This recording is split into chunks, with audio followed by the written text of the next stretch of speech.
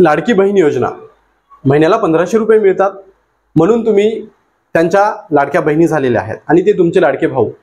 परंतु ना ते तुमचे लाडके भाऊ आहेत ना तुम्ही त्यांच्या लाडक्या बहीण आहेत. खरे तुमचे लाडके भाऊ डॉक्टर बाबासाहेब आंबेडकर होते, ज्यांनी 70 वर्षापूर्वी तुम्हाला मतदानाचा अधिकार दिला आणि त्यांनी मतदानाचा अधिकार दिला म्हणून तुम्ही यांच्या लाडक्या बहिणी झाल्या. जर त्यांनी मतदानाचा अधिकार दिला नसता तर तुम्ही कधीच यांच्या लाडक्या बहिणी झाल्या नसत्या.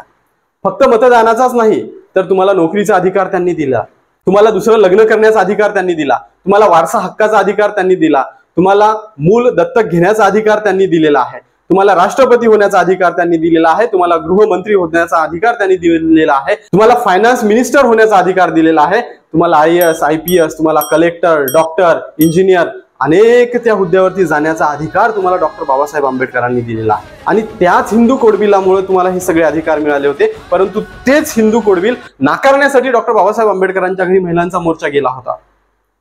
डॉक्टर बाबासाहेब आंबेडकरांच्या घरी महिलांचा मोर्चा गेल्यानंतर जेव्हा डॉक्टर बाबासाहेब आंबेडकर त्या मोर्चाच्या समोर येतात तेव्हा डॉक्टर बाबासाहेब आंबेडकर त्यांना म्हणतात की तुम्ही मोर्चा घेऊन का आलाय.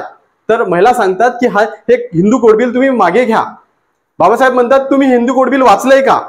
तर महिला म्हणतात नाही. मग तुम्ही इथपर्यंत कशा आल्या. तेव्हा सांगतात की आमच्या घरच्यांनी, पतींनी, नवऱ्यांनी आम्हाला पाठवलेला आहे हे मोर्चा घेऊन. मग डॉक्टर बाबासाहेब आंबेडकर विचार करतात की मी ज्या महिलांसाठी करतोय तेच महिला माझ्यापर्यंत मोर्चा घेऊन येत आहे. पण तरीही डॉक्टर बाबासाहेब आंबेडकरांनी हिंदू कोड बिल लागू झालंच पाहिजे याकरिता प्रयत्न केले. परंतु नेहरू सरकारने ते लागू केलं नाही, म्हणून डॉक्टर बाबासाहेब आंबेडकरांनी आपल्या मंत्रिपदाचा राजीनामा दिलाय.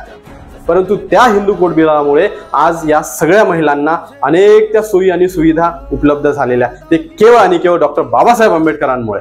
आणि म्हणूनच तुम्ही आज त्यांच्या लाडक्या बहिणी झालेल्या.